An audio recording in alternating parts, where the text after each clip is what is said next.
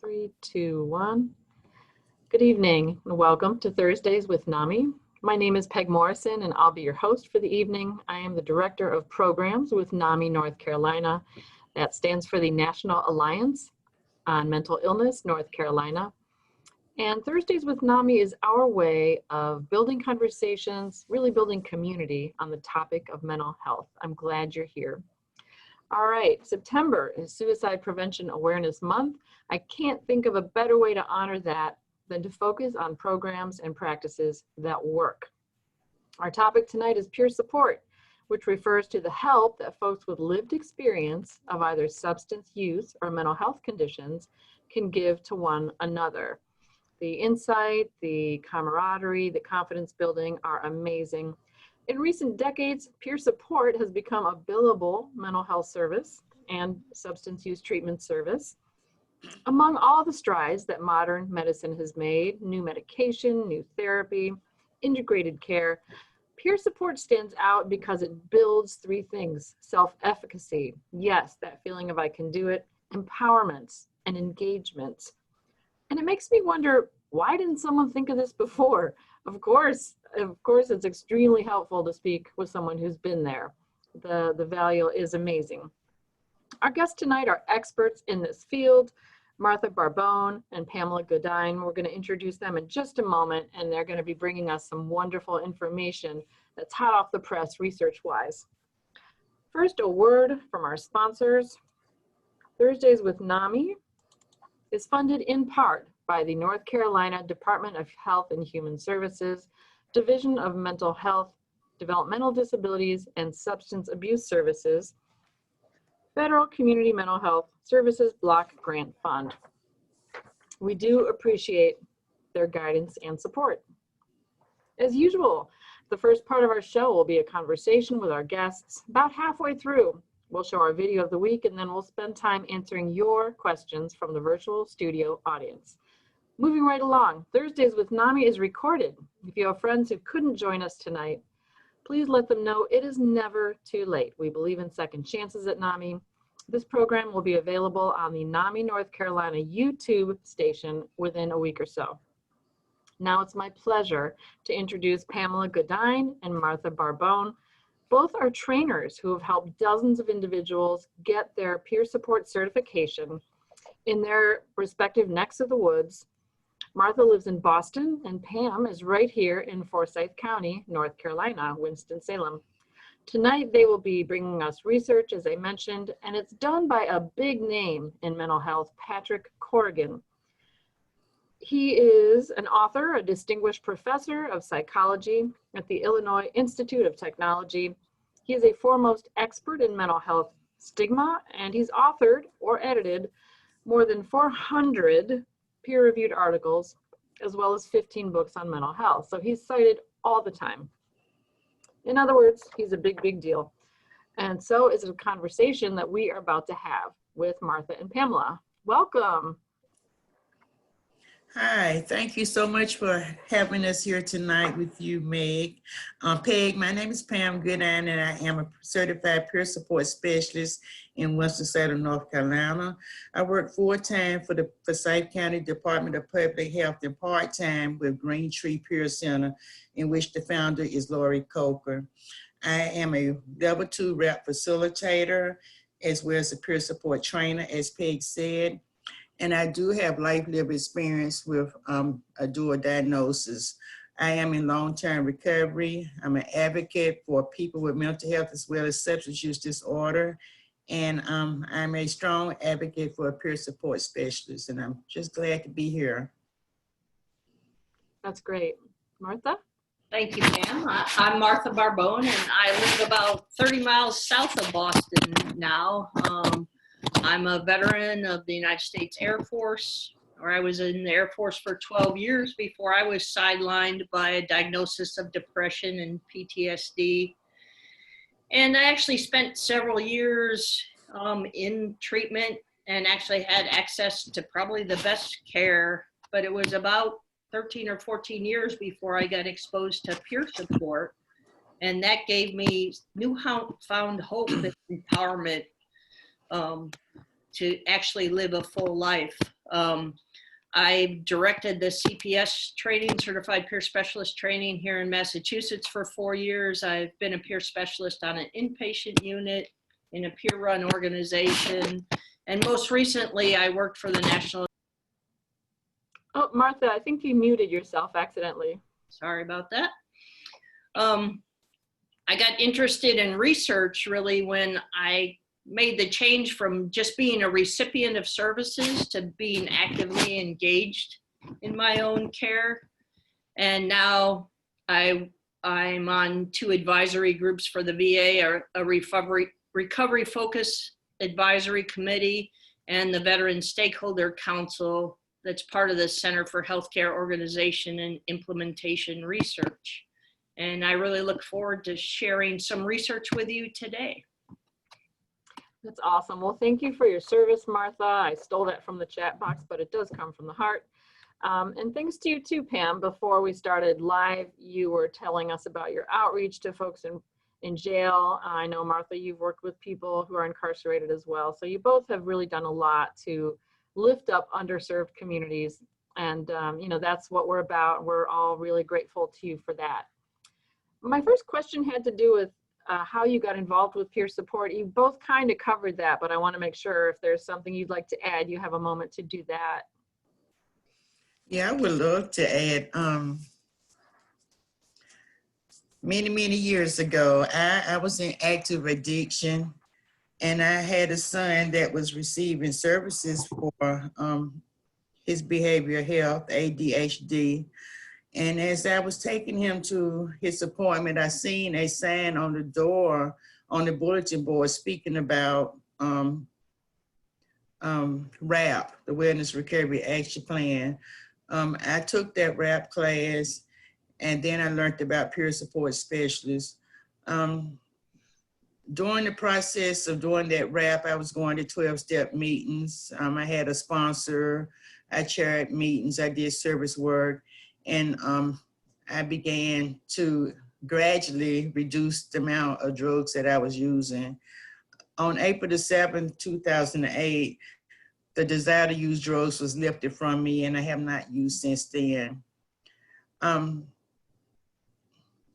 Again, I remember seeing and hearing about peer support specialists. And so I said, well, shoot, I can do this right here.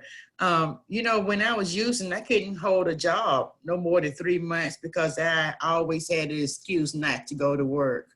But when I took the training to become a peer support specialist, it just felt great giving back. But the training itself, my trainer was Gladys Christian, and she was a wonderful trainer. I knew that I wanted to do what she was doing. She was making a difference in the people's lives. And the way that she trained the participants in the class, I was able to learn about other diagnoses, you know, different types of mental health challenges. And I learned that I was not by myself. Just hearing these people share, we supported one another. So that's how I became a peer support specialist.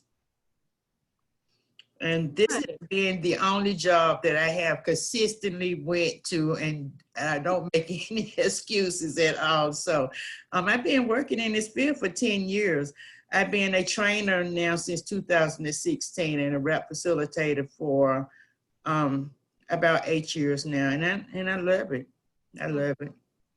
Well, you found something that sticks. That's a wonderful thing. Yes, it is. Thank you, Pam. I actually remember my first hospitalization, and the psychiatrist told me that I would probably never work again, never live on my own or raise my children.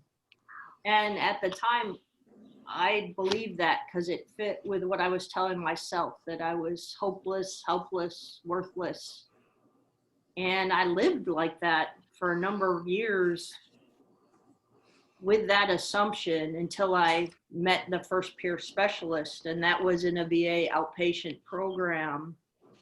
And I started going to vet groups, which are peer support, and then became a facilitator. And someone said, oh, well, you should apply for this CPS training. And to be honest, I didn't have any idea what it was about. At the time, I didn't have any plans to go back to work because I was still under the belief I couldn't. And I applied and I didn't get in. And I ended up applying and getting in the third time. And I always told people when I was then became the director of the program, you know, don't get discouraged if you don't get in. Took me 3 tries and I'm running it now. But it was really that first introduction to peer support where I met someone that I really had hope that I could still have a full life. And, you know, we'll talk about some in our presentation, but it doesn't mean you have to be symptom free or cured or recovered. You can learn to have a full life. It may look different. It looks very different than the life I had, but it's very full and rewarding. And I agree with Pam. This is a job I go to because I'm passionate about it, and it gives me continued hope and a reason to go to work every day. Mm-hmm. And, you know, I joke that I'm glad my kids didn't say I want to grow up to be a peer specialist because of all that comes with that to qualify you. But I'm so glad that I can make meaning out of my negative experiences now. Mm-hmm. That is a powerful thing, yeah, when we learn to fill each other's cup or other people's cup because ours was empty for a long time. And yeah, I can definitely hear the passion from both of you and relate to it. It's easy to come to a certain kind of job that it just draws you in. So tell us about the grant project you're working on. Okay, so the presentation that we're about to do tonight was created and developed by a dissemination team comprised of leaders from the Chicago Health Disparities Center at the Illinois Institute of Technology and the International Association of Peer Support, known as NAPS now. The Chicago Health Disparities Center is a group of investigators and persons with lived experience that examine the health and the wellness needs of people with serious mental health challenges. The team also examines the barriers caused by public stigma and self-stigma, but the ultimate goal of the center is to improve the quality of health while simultaneously eliminating the effects of stigma on health conditions for persons with lived experiences.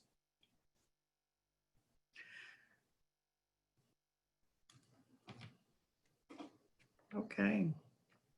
So we're going to talk about the impact in which peer support services have on the health and wellness of people, the needs of them, and the needs of those living with mental health challenges. And our presentation is based on the view of hope and recovery. Consider what Christian Larson said: believe in yourself and all that you are. Know that there is something inside you that is greater than any obstacle.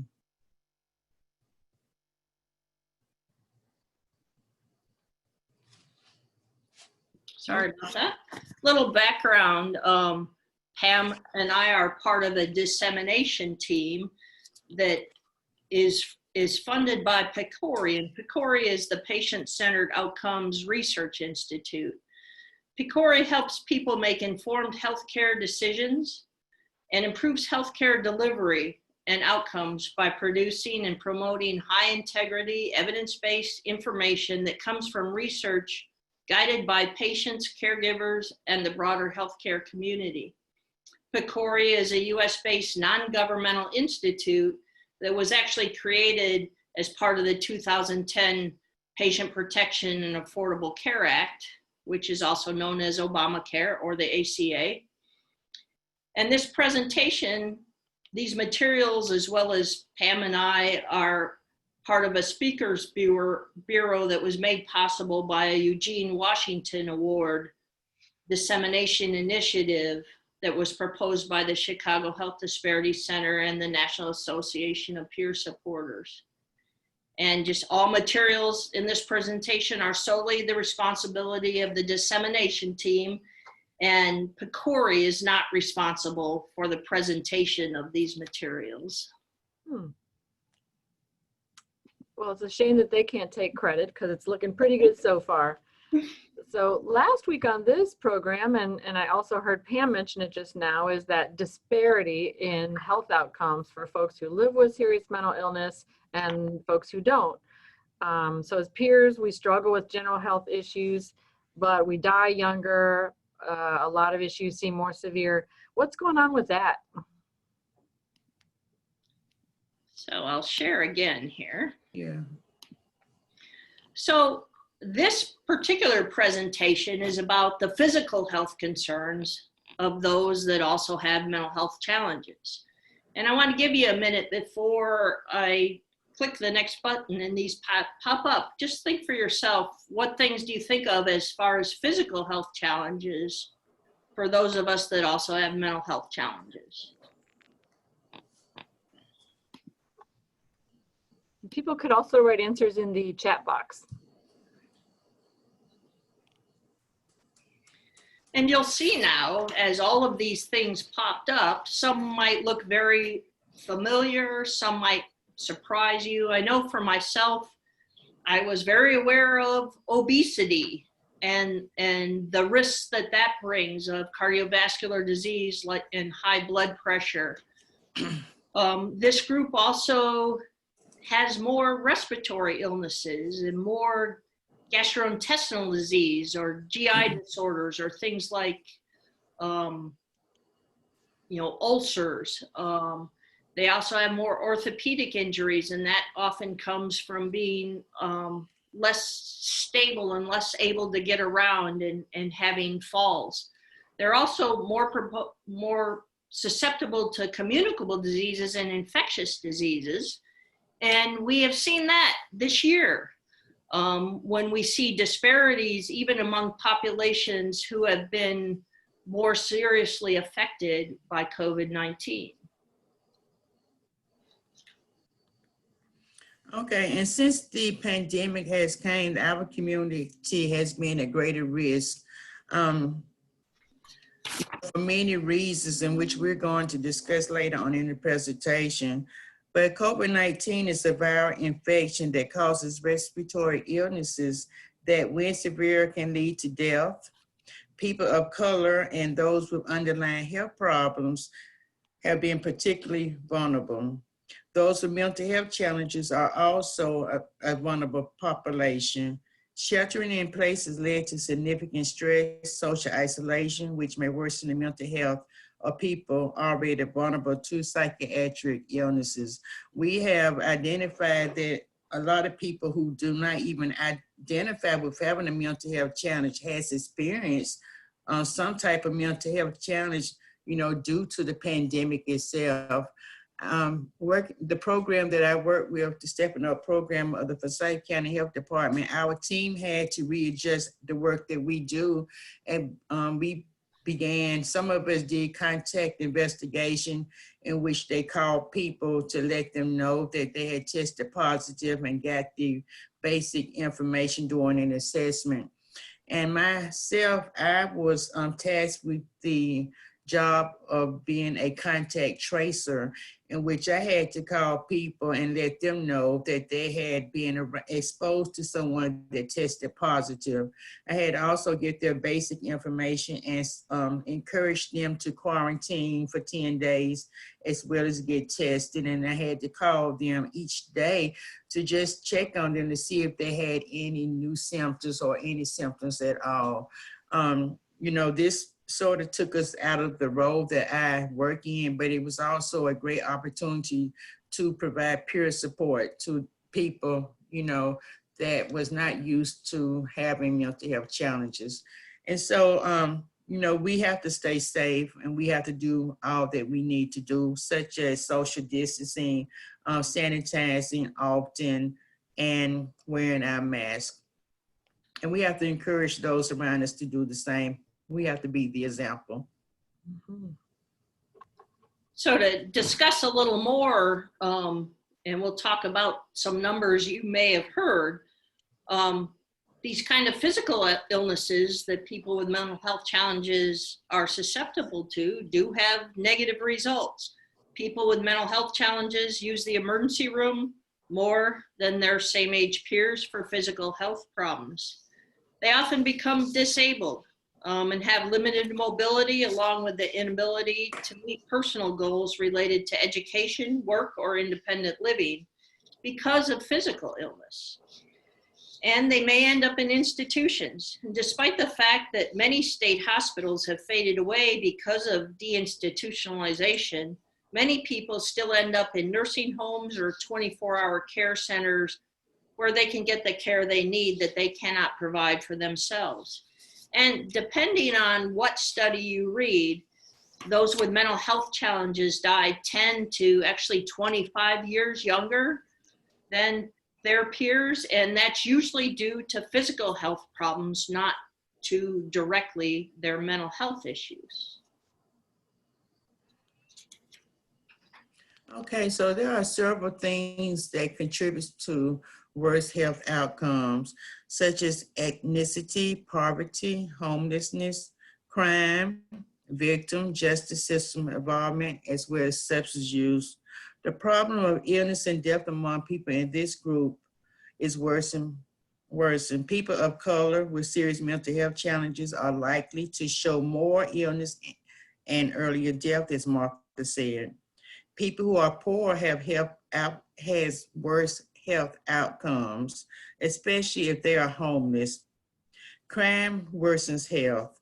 Crime victims get sick more often, but so does the person who commits the crime, especially if they become involved in the criminal justice system. And that's a big problem. We have so many people that has mental health challenges in the criminal justice system.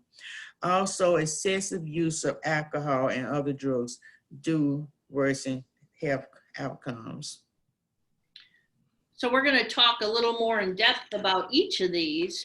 And the first one is lifestyle. And when we talk about lifestyle, these are typically modifiable health risks or behaviors that, if they aren't modified, make physical health outcomes worse. People often fail to eat from healthy food groups and actually make health worse by their poor diets that are high in fats, sugars, and fast foods.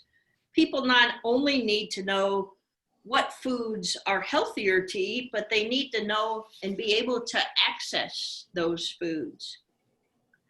People also tend to live more sedentary lives, and this can worsen physical health.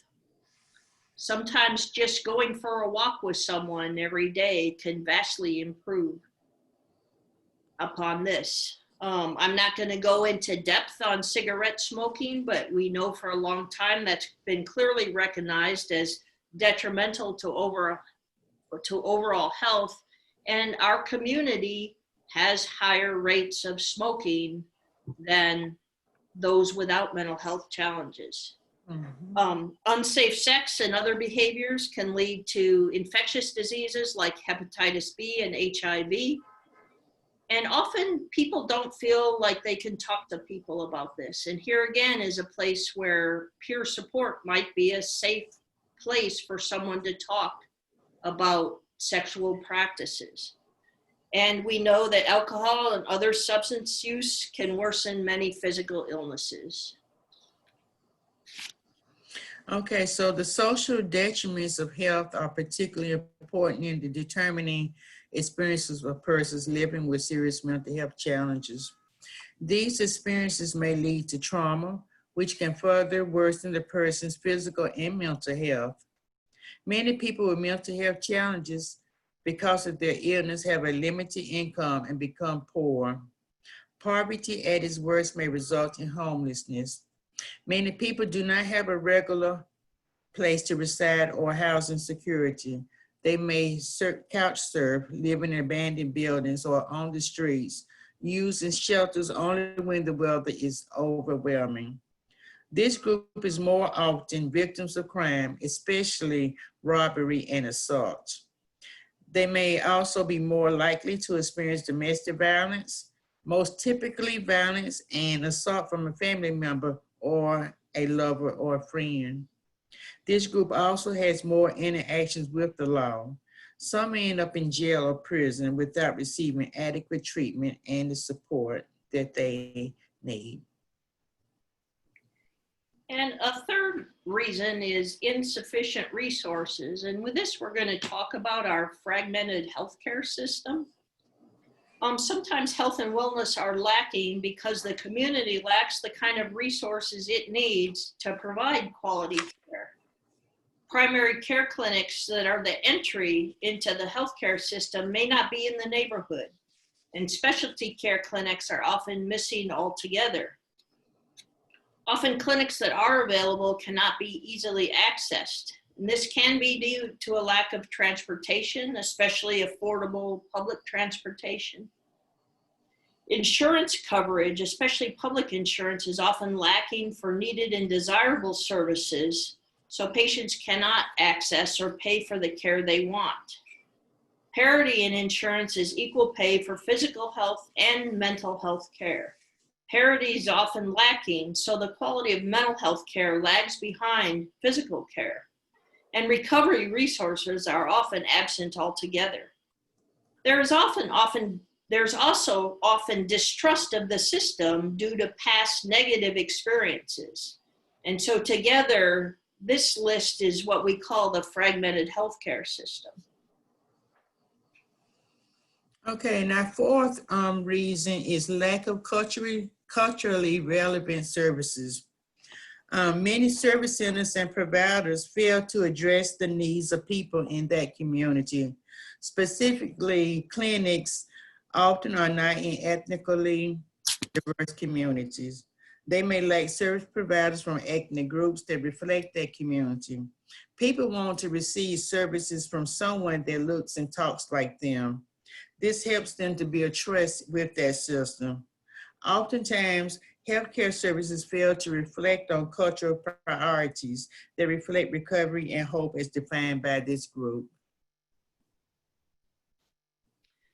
And this fifth reason, we would be remiss if we didn't bring this up. And you see the slide says medication side effects. Personally, I just call them, they're all effects of medication. They have desired effects and they have other effects, which we often refer to as side effects.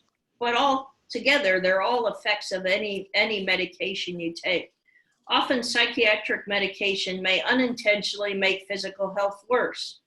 For example, many psychiatric medications contribute to significant weight gain, which may lead to type 2 diabetes or high blood pressure. This can also cause cardiovascular disease. There's other medications that are linked to kidney problems. Patients and their provider team need to be able to work closely together to address these unwanted effects and balance these with symptom reduction with the person's informed choice. Okay, and the sixth reason is the genetic commodities.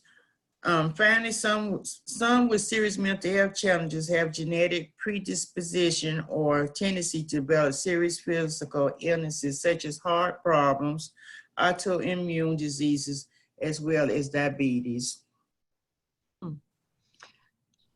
Well, you covered a lot of ground there, Pam and Martha. That's a lot to take on with the, the addiction, the criminal justice involvement, homelessness, side effects.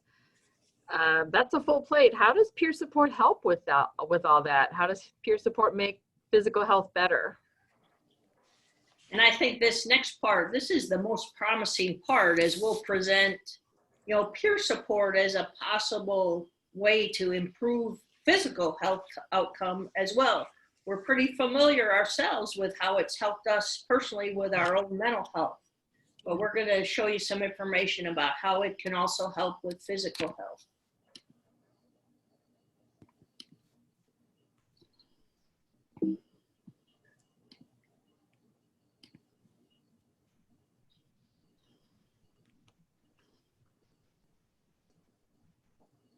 Okay. All right, so North Carolina is getting ready to move into the integrated healthcare, which we feel like peer support specialists can be an asset with this right here.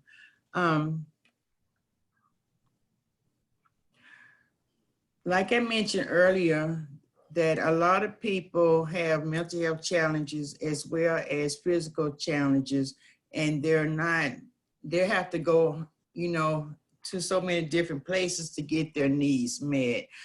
Transportation can be a barrier. So we need to have services in communities provided by people that look like they look. We need to allow peer support specialists to be of assistance and help these people get to these appointments so that they can better recover. And so we're talking about one-stop healthcare for primary services, specialties, mental health care. The reality is the promise is not being realized. Like I said again, it's not happening right now. Some care providers are opposed to, or they are reluctant to even treating people with mental health. There's like, I didn't go to school for that, or I just don't know. There's a big problem with funding not being available, especially for low income groups. Recovery services and resources are lacking. And so we honestly believe that peer support specialists will be an asset into helping people get these needs met. So this definition here is the SAMHSA definition of peer support. But when we're talking about peer support, what do we mean? Peer support started more as a volunteer. Classically the 12-step programs, AA, was peer support, which was purely voluntary. But now it's moved to where there's full and part-time employees, and many have degrees, and now it's almost every state has certification. I think we're up to about 46 states with certification now. And one of the largest that still hasn't agreed on what certification looks like is California. But people who do peer support have lived experience with mental health challenges and often come from the same communities as those they support. And as we've said before, they focus on hope, strengths, and recovery.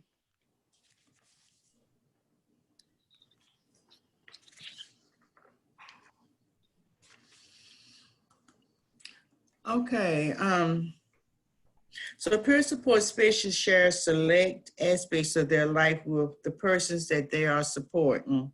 This sharing establishes credibility and rapport. It also provides an opportunity for the person's peers who are being served to share possible health concerns with one another. This self-disclosure is often referred to as sharing one's story. The story includes some of the challenges one faces. This is not a life story, and the peer supporter always can choose what to and what not to share. For example, many peer support specialists would choose to never disclose the specifics of a life trauma. Second is their journey of recovery and who and what has helped along the way. Peer support specialists want to share their experiences with hope and aspirations. They want to endorse the importance of empowerment and self-determination in their life. Sharing what's worked for me or what's worked for others that I know has been very helpful in supporting the people that I support. So there are no limits to there are some limits to self-disclosure. Peer support specialists must attend to whether disclosed information that is helpful to the person they are serving, or whether their experience is irrelevant. So we have to be very, very mindful of the things that we do say. And some of the basic values of peer support is, one, we're recovery focused, and that is that we're hopeful and supportive of personal aspirations and choice. The focus is on the relationship, and there's no force or coercion in the relationship. We promote empowerment in life in general, and more specifically in regards to healthcare decisions. We support people to identify ways to achieve their chosen health and wellness goals. And support is often provided in the community, but it can occur in any setting.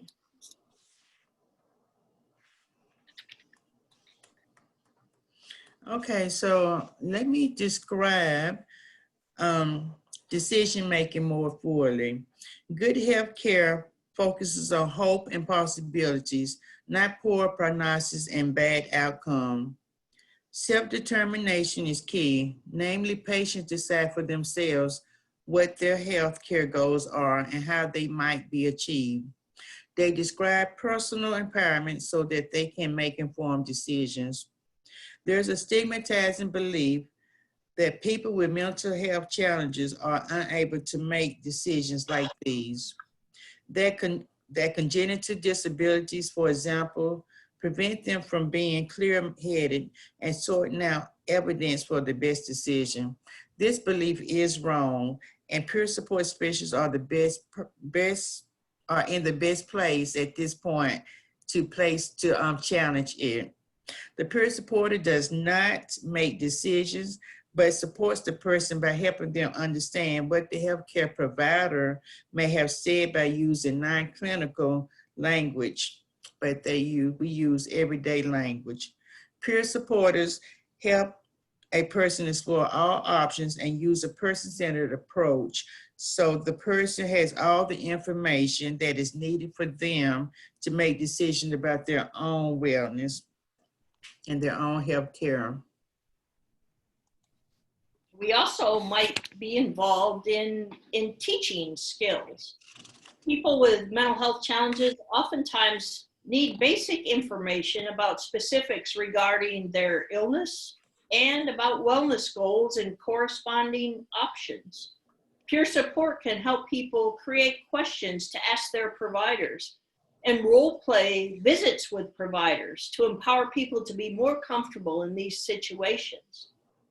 Here's some examples of questions we might go over with someone before an appointment. You know, exactly what is my illness? And like, what does it mean if I have type 2 diabetes? How will it impact me in the future? And what are all the treatment options? There often may be medications, hospital-based therapies, surgery, as well as lifestyle changes or complementary therapies such as meditation or vitamins. We support people in creating wellness goals as well as concrete ways they might be achieved. I particularly like the World Health Organization definition of wellness, which is a state of complete physical, mental, and social well-being, and not merely the absence of disease or infirmity.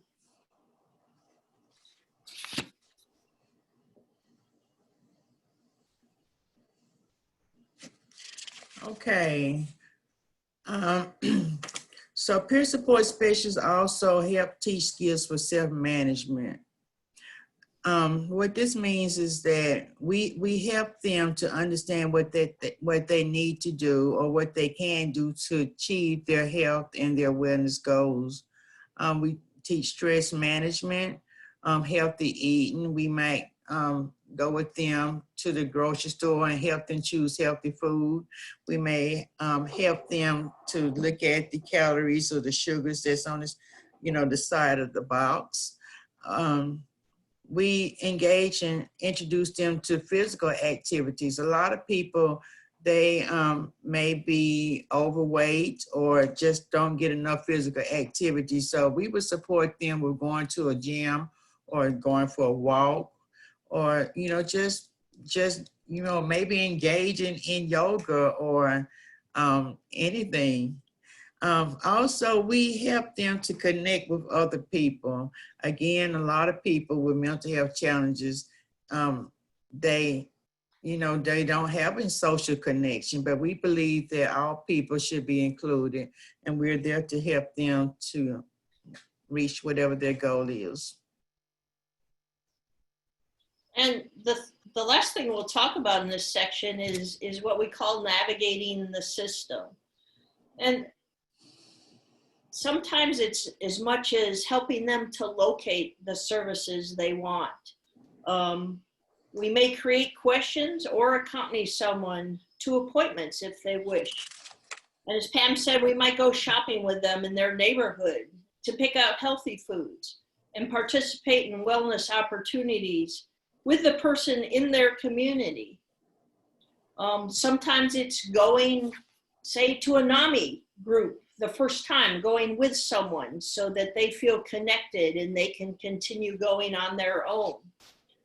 Among many services, peer support specialists help people do the basic tasks of navigating their community. So some of the skills that a peer support specialist has and utilize while working with the person is active listening. You know, just being present with the person as they speak and they share. You know, we pay attention to the verbal cues as well as the nonverbal cues that we use. We're not sitting there thinking about what we need to say as they are talking, but we're actively listening to them. And this does take some practice. We support each person with setting goals, and we ask open-ended questions so that they will begin to talk more about what the problem is. And the more they talk, the more they realize, and most of the time they come up with their own solution, what they need to do. And they take responsibility and feel good about, hey, I figured this out. We support them through the strength-based model. I always look at what's strong with an individual versus what's wrong with them. And we teach them to self-advocate as well as system advocate, which is very important. We let them know that their voice is powerful and is important, and we support them with using it. And just for an example, how this has played out in the last several months, peer supporters have played an important role during the COVID-19 pandemic. Most likely our work was done virtually, and it is still going on virtually. Some people are back to more in-person meetings. Peer supporters encourage people to shelter in place as recommended by the local public health authority. Peer supporters can discuss fears and uncertainty and offer helpful ways to manage these feelings. We are sensitive to worse mental health symptoms among people we support, and we can use recovery plans such as RAP. I know for myself, often when things got really tough, I forgot that I actually had tools to get through this, and it took someone reminding me, have you felt like this before? And what did you do to get through it when you felt like this before? That is such a good point. There's something about being in that broken down, frightened place that you forget whatever resources you had once upon a time. They're still right there.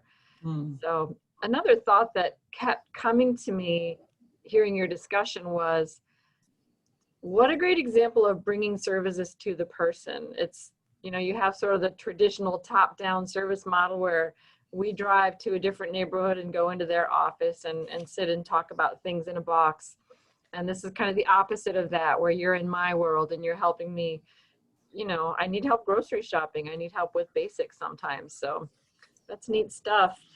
So you had mentioned earlier community-based research. Tell us about community-based research. All right.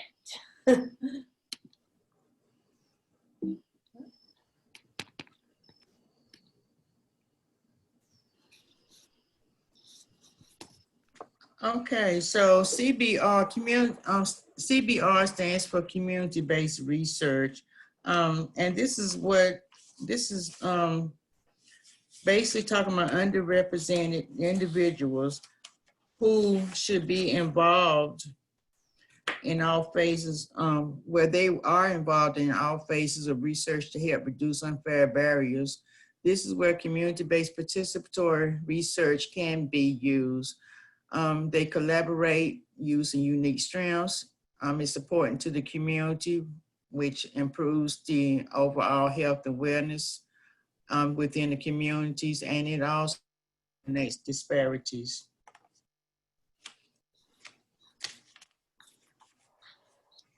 So there was one program that was done in Chicago. It was called Inspiring Change, and it was with PCORI funding. They used 2 studies to develop a community-based healthcare program for people of color living with serious mental health challenges. And they did it in two ways. First, they took people that were part of that community that identified as being in recovery, and they did a 2-day leadership training. And in the middle of this slide here is some of the topics they discussed. And this prepared people with lived experience to be full partners in the CBPR team. It focused on the development of skills that those people might use. And since in CBPR, everyone has an equal voice, anyone that participates may be called on to, say, lead a meeting or lead a project. And they also discuss things like self-care, because we're not much good to others if we aren't caring for ourselves. And there's usually a mentorship program as part of this, and even problem solving and managing conflict.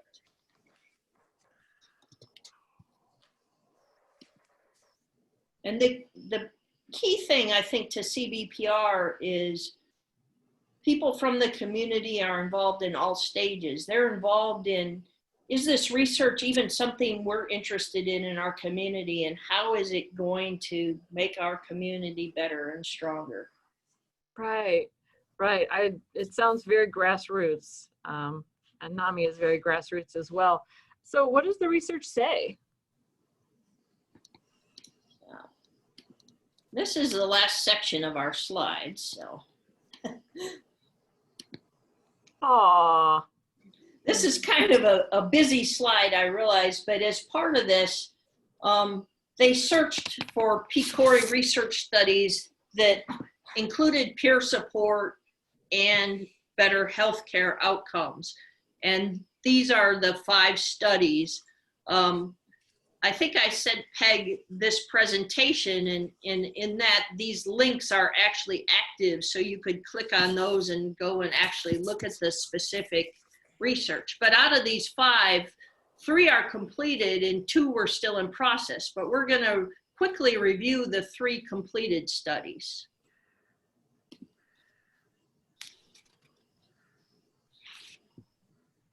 Okay. So one of the study is called the Bridge Program. This program targets healthcare access, utilization, and outcomes.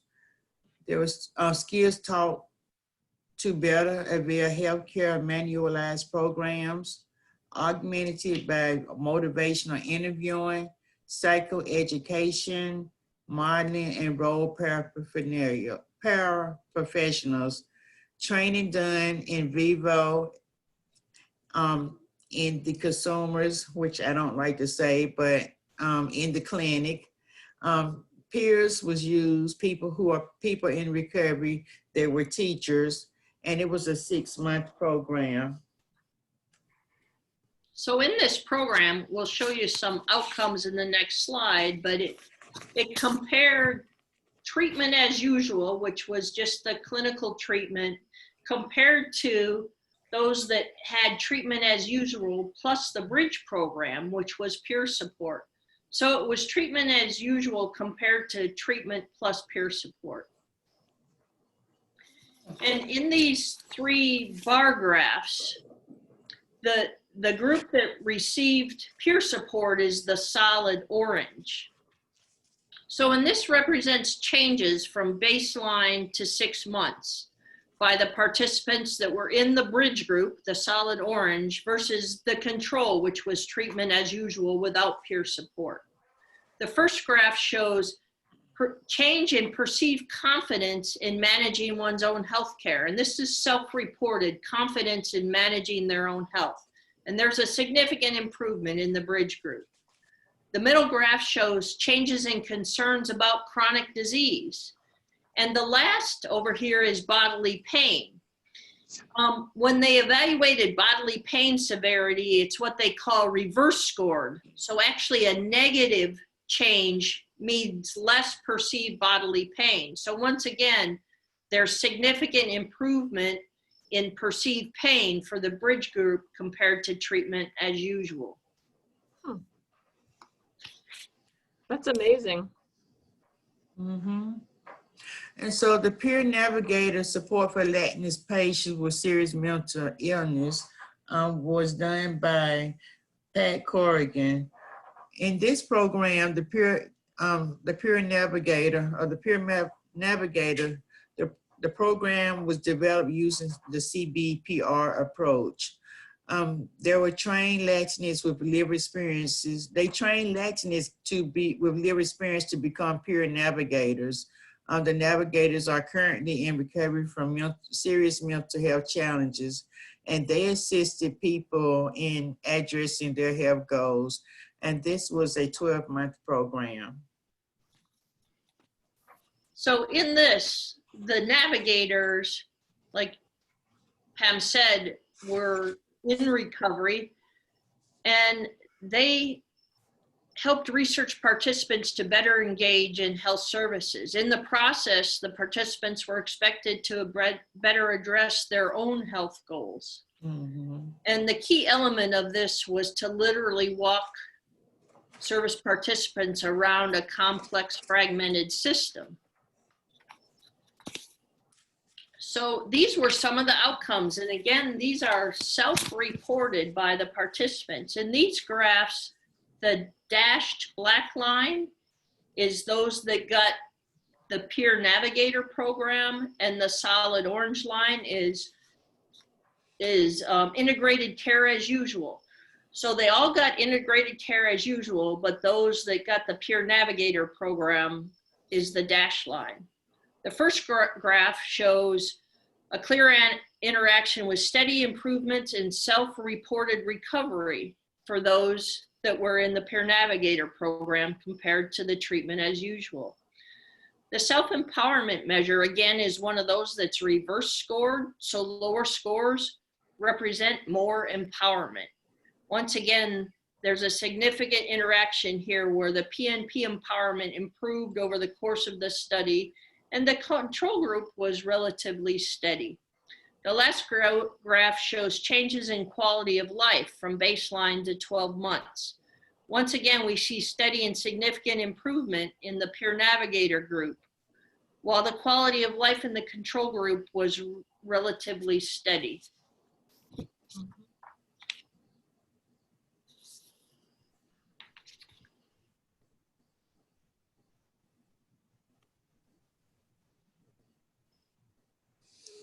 Okay, so this slide is talking about, does peer-led programs with wellness coaching improve wellness among people with SMI?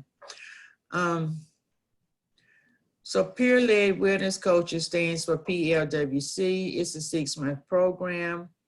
All 6 months, personal wellness and coaching was facilitated. The first 3 months were peer-led groups. The peer-led groups covered personal wellness, mental health stigma, self-management strategies, and it was a design for the CBPR program. In addition, after this, they received 6 months of individual wellness coaching offered by a peer provider. And this last graph shows these, again, were self-reported findings. This is not exact data, but demonstrates the general trends between the groups. And in this, the solid orange, again, is those that got the peer wellness coaching. There were fewer ER visits, emergency department visits, in those that received the wellness coaching in addition to treatment as usual. They reported a greater decrease in alcohol use, greater improvements in general wellness, more treatment plan input, and greater treatment satisfaction. And all of these changes were statistically significant, except the self-reported alcohol use. And we see there definitely is a difference, but it didn't meet the test of statistical significance.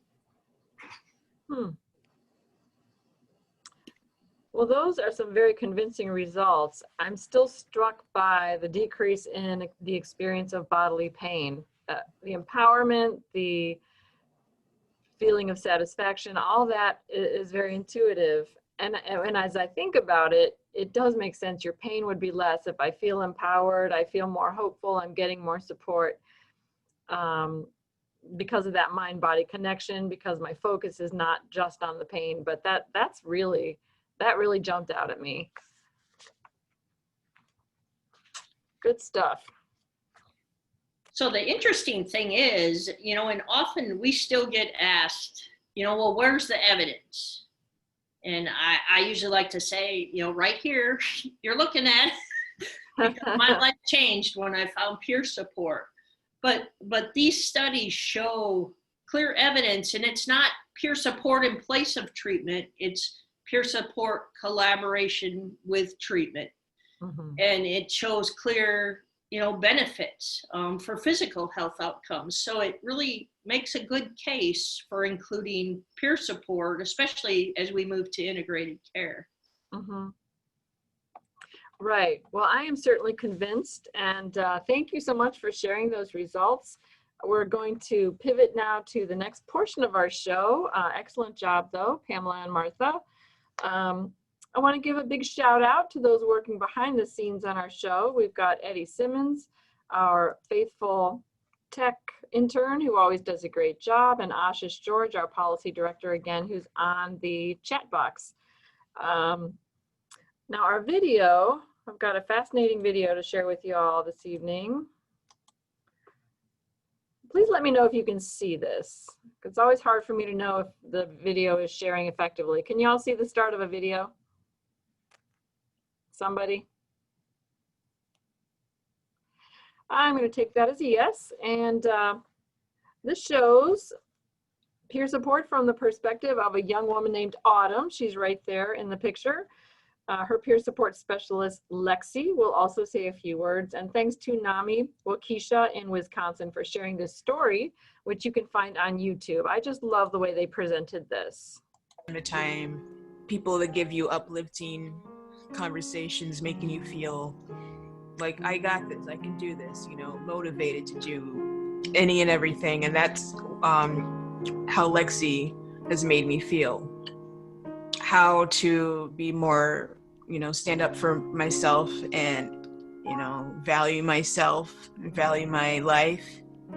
For someone like Autumn who does struggle to get out and socialize, I think having that personal face-to-face conversation rather than just a phone or a text conversation is really beneficial. So she's someone that I'm continuing to support. And she's made some really awesome successes. I was able to, you know, live on my own. Because for a while I didn't think I'd be able to. I'm glad that I was able to finish college, you know, after 8 years.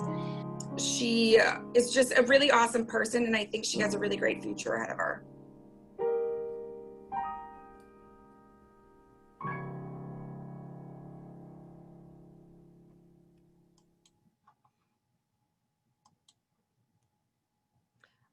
Alrighty. So now it's time for us to take your questions, virtual studio audience. I am very jazzed about seeing you out there. If you're not sure, maybe you're newer to Zoom or you're not sure how to ask a question, please see the Q&A box with the bubbles at the bottom left of your monitor. You click on that and a box will open up that you can type into, and then your questions will magically be delivered to Pamela, Martha, and myself. So I see we've got a few questions lined up already. All right, are peer support jobs available during COVID-19? My son is a peer support specialist, but he's concerned about being vulnerable to COVID-19, especially since he's a smoker.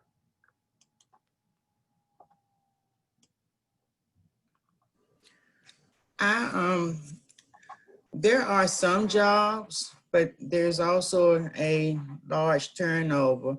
I do know I work for the public health department, and I work with people that are incarcerated as well as when they are released from jail.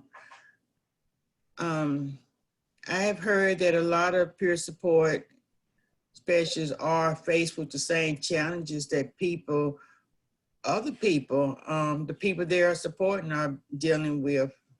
during the COVID. So they are taking risks going out to meet with them face to face, but we are also using virtual peer support, more online, Zoom meetings and things like that to provide support and telecommunications. Mhm. There also is there are a few apps out there for peer support, and now they developed out of Dartmouth a digital peer support app, and they have a digital peer support certification now. You have to already have a peer support certification, and then you can do their training and get a digital peer support certification, and it allows you to connect with someone virtually, similar to how you would be in person, and stay in touch more often. Huh. Well, that is really good to know. I wasn't aware that there was a digital extension. I've heard of the criminal justice designation. I've heard of maybe youth, but that's something new and boy, very appropriate to our time, huh? All right. I also like to add that when the question arose about are there jobs out there for peer support specialists, there's plenty of work to do, but it's the funding. One thing that I do within my community is advocate for peer support specialists. So I would go out and contact people and tell them about the services that peer support specialists can do and how it will benefit their team. And so that's something that peer support specialists do have to take the responsibility. As I do my trainings, that question pops up a lot. Are there any jobs here? There are not many jobs here, but we do have some providers that are hiring people. But again, it's up to the peer support specialists and people who believe in peer support work to advocate and open doors for jobs to be made. Mm-hmm. And Pam, if I want to become a peer supporter, I think you mentioned this in one of our earlier conversations. How do I do that? Well, in North Carolina, we have a website that's called pss.unc.edu. There are 10 approved 40-hour curriculums there, and you could choose the training that you want to take. The requirements to become a peer support specialist is that you have to be 18 years or older, you have to have a high school diploma, and you must be in recovery from mental health or substance use disorder for over a year. There is an application process. You will have to complete the application as well as get 2 referrals for my program. My training is 40 hours, consists of 40 hours of experimental classroom participation and the manual. So I actually have one going on now. Where I just ended this week, but I will pick back up next week. And I would just add, and I'm not all that familiar with North Carolina. I'm in Massachusetts, but all these 3 studies we presented, the peer support in those were not necessarily certified peer specialists. There were people chosen from that program and trained for that program to do peer support. So there is a lot of peer support we know that goes on just naturally that doesn't require the certification. The certification usually is required for, specific jobs within organizations, but there still is a lot of peer support that goes on just naturally. Mm-hmm. That makes perfect sense. I worked for a supportive housing agency for a time in Toledo, and it was so interesting to me. One of the gentlemen who lived in our apartment, he started doing really well, and he wanted to give back and do something with his time. So he sort of just became an informal social worker, and he would show people how to buy a bus pass and how to take the bus, and this is where you go to get services. He figured he worked so hard to navigate all that, and he wanted to help someone else streamline that a little bit. So it's a wonderful thing to do. All right, next question. And you might have touched on this earlier, but when and why did you both become interested in peer support specialist training? And this is a two-parter. What experiences have you had with your clients as peer support specialists? Well, I guess I would start out being a person in recovery and getting support in the 12-step program.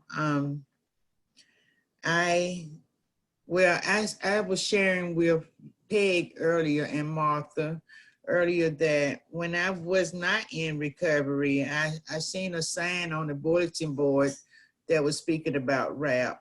I took that training and it allowed me to learn about recovery. It allowed me to, it was peer support being offered, you know, listening to the other people share what they was going through and the things that they were doing to help them overcome those.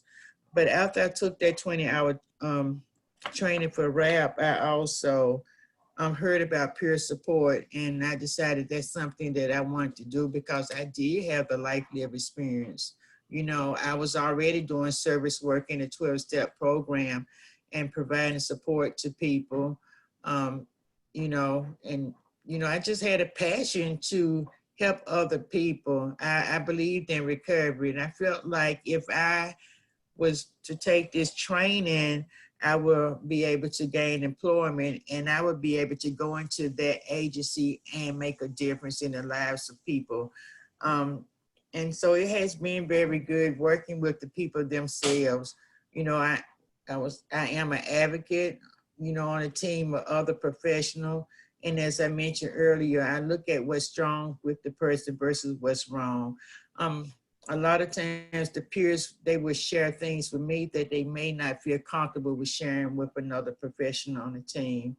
And so I have supported them with housing. I have supported them into getting into treatment, assisted them into getting to appointments, grocery shopping, budgeting, and just basically everything that Martha and I have covered in this presentation. And I've been doing this, I became certified as a peer support specialist in 2009. I became a trainer in 2016 and a RAP facilitator in 2014. But you know, the reason why I stay is because I love doing this work. When I'm sharing and when I'm listening to other people sharing, it's helping me. So it's like a twofold thing. You know, it reminds me of where I was at or where I could have been at. And it helps me take and focus on what I need to continuously do in order for me not to go back from where I came from. And it's very rewarding. And I just quickly say for me, I'm a person that lived a long time with suicidal thoughts. I've been hospitalized over 70 times. And I was usually hospitalized because I knew I needed extra support and that was the only way I knew how to get it. And I was so dependent on my psychiatrist and therapist, and they weren't available 24/7. And so often I ended up in the hospital.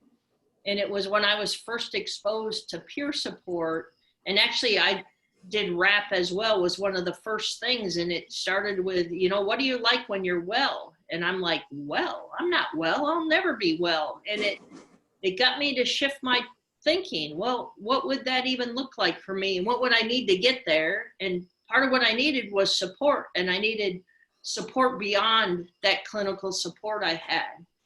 And that, so getting exposed to peer support, it truly was life-changing for me, life-saving for me. And, you know, and just doing that and, you know, supporting someone and seeing them, you know, for the first time, think they have hope, think they can still have a full life. They can build a life, you know, that they want, and they have purpose and meaning. It just, you know, it's so good for me to share with someone else and see them benefit. And, you know, and we all move at different speeds. And sometimes it may be really quick and sometimes it may be years, but a lot in our work isn't as tied to a time schedule either. You know, like some clinical programs, you know, you do this this group or whatever for 8 weeks or 12 weeks, and then it ends. And most peer support isn't time limited like that. Mhm. Wow, a lot of good stuff in there. Your comment reminds me of a moment I had with a NAMI Connection support group, a recovery support group, where a young woman said, you know, I don't have places where I feel okay. I feel okay in my support group. I feel okay in group therapy. You know, her zone of safety was very small, and I just think it's so powerful to realize what a sacred space that is, and that this movement is growing, and so everyone's world can grow in that way. So I'll say thank you again for the work that you're doing. All right, good questions. Let's see. Do you believe we need to have peer support specialists in hospital emergency rooms or emergency departments? I'd love to answer that. I mean, my feeling is overwhelmingly less. Yes, as someone who went to emergency rooms, like I say, over 70 times, often what happens there, you're in distress, you go there, and you often get put in a room by yourself, often with a security person at the door. And it can be hours without talking to anyone. And you were in distress when you got there. That doesn't magically go away sitting by yourself in a little room. And so I think, you know, peer support there, even, you know, can be things like, do you need something to drink? Do you want to lie down? Do you need something to eat? And just keep you, like, you know, this process takes a while. They haven't forgotten you. It's taken a while. They have to, you know, get you medically cleared, and then they have to get someone from mental health to come see you, and we have to find a bed if you're going to be admitted. You know, it's a long process. And if someone is there that's their role, is to touch base and assure you, and even, you know, it's not so much, you know, solving your problem right there in the emergency room, but letting you know you're not the only person this ever happens to. And, you know, even talking about, you know, who brought you here, what kind of supports do you have, and things like that sometimes can really help to allay that fear and that distress someone is in. So I would be totally in favor of more peer support in the emergency room. And here in Massachusetts, we don't have that very much. So. Yes, and I agree with everything that Martha has said. I do know that we have a pilot program with here in Forsyth County. I just helped a guy to recertify as a peer support specialist. He's working at hospital along with 3 other peer support specialists. But I know that a peer support specialist will be very supportive in the emergency room, because a lot of times these people are coming in there regardless of what they're coming in there for, and they are afraid, they're lonely. They don't know what's gonna happen, what to expect. And a lot of times they're not even able to understand or ask the right questions to whoever it is that's providing services to them. And so, yes, we need peer support specialists everywhere. You know, and then when they leave the hospital, they're given a discharge paper and a list of go here, go there. If we had a peer support specialist there as a bridger, that peer support specialist can assure that this person is connected to the right services that they need. A lot of times they're given that paper, they might be giving you some sample medication, whatever, and they're just discharged. Sometimes they have to walk home, you know, in the middle of the night. I know a situation with this young lady. She was discharged about 3 a.m. and she didn't have any way to get home. She didn't have a phone to call her family. And it was just horrible. It was just horrible. But if a peer support specialist could have been there, the peer support specialist could have assisted that person with finding safety and shelter. Really good points about the discharge planning. That's another point where you really need some facilitation, some support emotionally and just practically the last time I took a friend to the ER for psychiatric issues, it's exactly what you all described, that it's a lot of waiting, it's a lot of sitting by yourself. This was in Columbus, Ohio, but it seems that these are common themes across the nation.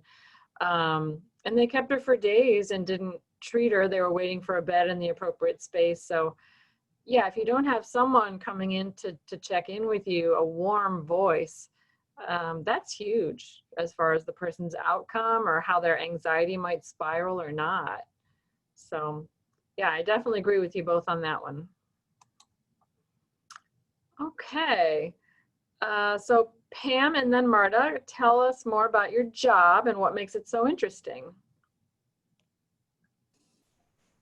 Okay, so I work with the Forsyth County Department of Public Health Stepping Up Initiative program.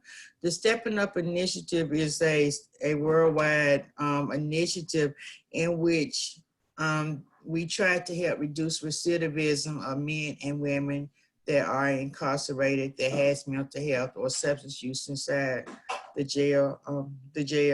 So we recently began working with men, but we have two peer support specialists, myself and a male. We have a supervisor and a team lead, and we have 2 housing specialists and a SOAR specialist. An assessment is done, intake for people that ask to be in our program, and we basically support them while they are incarcerated as well as when they get out. My primary job is to go in and build that rapport with them, introduce them to RAP, and visit them as long as they are in there, and help them to create a RAP plan so that when they get out, they will less likely return back to jail.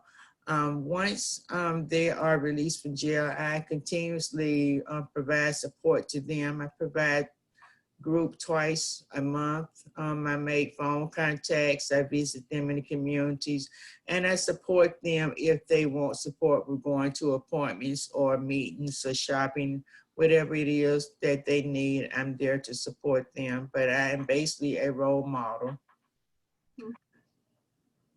Thank you.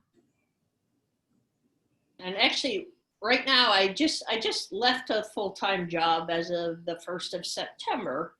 But since I've been doing peer support, I've been in a variety of situations. I was on an inpatient psychiatric unit, and there I did groups as well as one-on-one peer support. I also met with people and their families. And one of the things I liked best was being involved with discharge planning, but really meeting with someone the day before and the day of discharge and talking about what are you going to do until that next clinical appointment, especially if they were getting discharged going into a weekend where those clinical supports aren't going to be available, and talking to them, what are you going to do when you get home and now you're on your own and you're feeling a little overwhelmed or a little lonely? Do you have people to call? And actually something I learned in RAP as well was planning a hospital day at home. And sometimes in discharge, I'd talk to people about that. Okay, you've been in a hospital where a lot of your needs are taken care of, and now all of a sudden you're back on your own. What kind of supports do you need? Do you have someone that will check in with you at certain times of day? How are you going to get your meals? If you want to go somewhere, do you have transportation? Or, say you want to go to a meeting or to a peer support group, how are you going to get there? And really plan, especially that next week, pretty fully with people about how they're going to get through to that next clinical appointment, because we know people are at high risk actually when they first get discharged from the hospital, because it's such a change. They've gotten things under control in the hospital, but now you're going back out into an environment, and it might be an environment that's not very stable and recovery oriented. I said I've also I do a lot of groups in a peer-run organization. I do alternatives to suicide groups and Hearing Voices network groups. I also do vet-to-vet groups in the VA. My work with the National Association of Peer Supporters was more administrative and organizational, with planning the conference and webinars and things like that. But, you know, there's a variety of work in peer support, and sometimes we're looked at as, you know, we just bring this certificate that we got for 40 hours or 80 hours of training. But in addition to our lived experience, with our experience in the system, we bring our own life experience. Many of us have done other jobs. We've been supervisors, we've been accountants, we've been, you know, done childcare and all kinds of things, and that stuff doesn't all go away. And now we just do peer support. So we're bringing a wealth of information into this role that it's amazing how and when you can draw on that to support someone. Mhm. I would also like to add that I also work part-time for Green Tree Peer Center, which is a peer-run organization. What I do there, I provide wellness groups on Wednesday by Zoom. And on Fridays, I facilitate a rap workshop support group. And also up under the Stepping Up program, it has the mental health court department, in which they provide, it's a court, a specialized court for people with mental health. If they complete all 4 phases, the charges will be dropped. So I began doing, you know, many rap support groups on Fridays at Green Tree Peer Center in order to assist these people in mental health court who may not be able to sit through a 20-hour training, you know, day by day. So that has been really beneficial as well. I really enjoy doing that because, you know, I'm meeting the people where they are. I recently trained one person that graduated from mental health court. And while he was in mental health court, he took my rep class. I gave him his certificate, and then he took the peer support specialist training.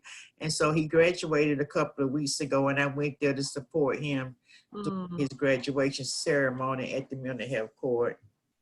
And so a lot of these people that we work with, that I work with, I meet them where they are, but at the same time, I am empowering them. I'm like, yeah, you can recover. You can become a peer support specialist if you want to, but that's up to you. But they grab their rap and they just take out. You can see the evidence of change in their lives, and they're smiling, they're gaining housing. We had one lady that heard about our program, the Stepping Up program, and you know, she wanted to be part of it, and we allowed her to become part, but she was homeless. Working with her, and you know, it supported her with great coping skills, and she now has her own place. She took personal responsibility. She got her own vehicle through a program. And she also took the peer support training, and she's working with Green Tree Peer Center as well. Well, that is fabulous. I think y'all are doing some fantastic work there. And I know we've got just a few more questions. I want to try and get to all of them if we can. I hope everyone out there is taking notes, because there's a lot of good stuff here to unpack. And if you need to watch the recording and go back and make sure you get all these great ideas, I support that.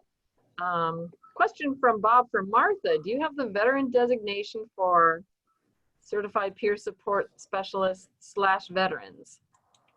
Actually, I've never worked in a paid role for the VA. I did get my certified peer specialist in Massachusetts, and I also did the DBSA Veterans Peer Support Training. Initially, when the VA started hiring peer specialists, DBSA had the contract, and they don't anymore. I think Recovery International does some of it, and they're actually talking now about creating their own training. But peer support has come a long way in the VA.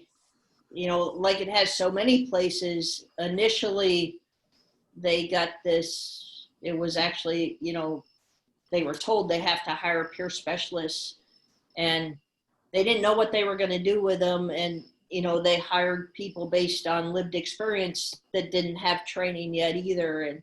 And so it's really grown. And, you know, the VA is as a single employer, employs the most peer specialists, and they're always growing. Now they have peer specialists in primary care, and they're very active in their homeless program and in other residential programs and in a few inpatient programs. Okay. Well, thank you for that.